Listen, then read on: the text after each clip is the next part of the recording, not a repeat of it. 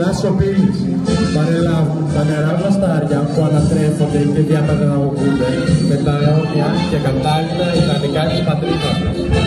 Οι κατακτητές ήξεραν πως ένας μορφωμένος λαός δεν μπορεί να ζήσει στην καρδιά. Θα ξεσηκωθεί και θα ζητήσει τη ελευθεριά του. Κατάλαβαν πως η μάθηση και η θρησκεία είναι όλα επικίνδυνα. Έτσι, έκλεισαν τα σχολιά, καταδίδουσαν τους δασκάλους, απαγόρευσαν την κυκλοφορία ελληνικών βιβλίων. Όλος ο ελληνισμός μπήκε στην αγανακτοσύνη. Τότε γνώρισαν τα κρυφά σχολιά.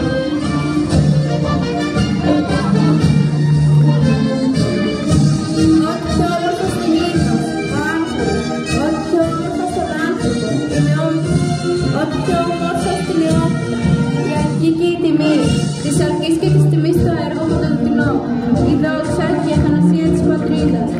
Όπως τεκμηριώνει το ιστορικό στις 25 Μαρτίου 1821, το νεότερο ελληνικό κράτος γεννήθηκε μέσα από μια έκρηξη ελευθερίας, αποδεικνύοντας για μια ανεκόπη φορά ότι για εμάς, τους Έλληνες, η ελευθερία είναι αξία υπαρξιακή.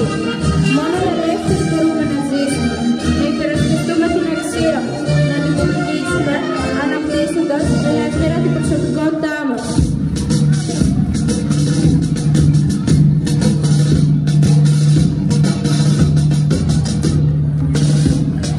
Η παρέλαση συνεχίζεται με το Γενικό Λύκειο Πύλης.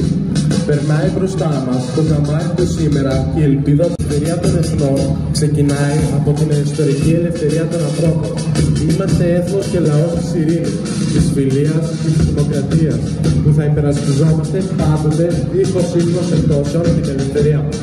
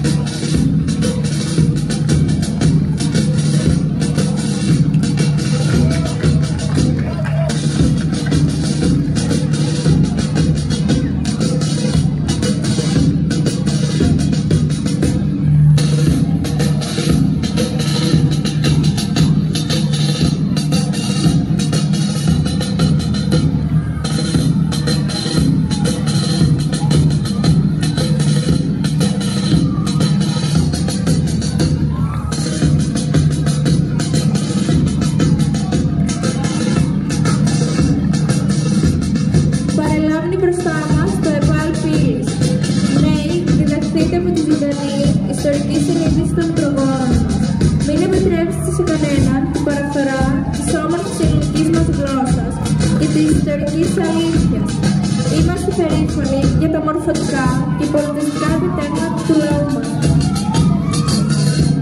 Αντικρίζουμε μπροστά μας τα οχήματα της αστυνομίας, έτοιμα κάθε ώρα και στιγμή να παρέμβουν για την ασφάλεια και προστασία του πολίτη.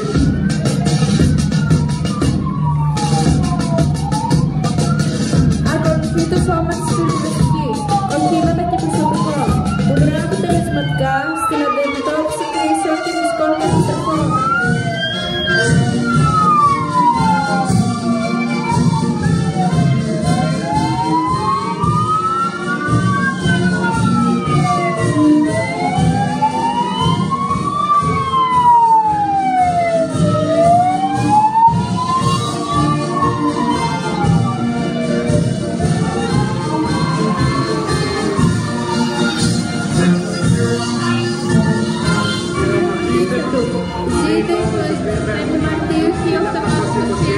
Ζήτω το ελληνικό έθνος.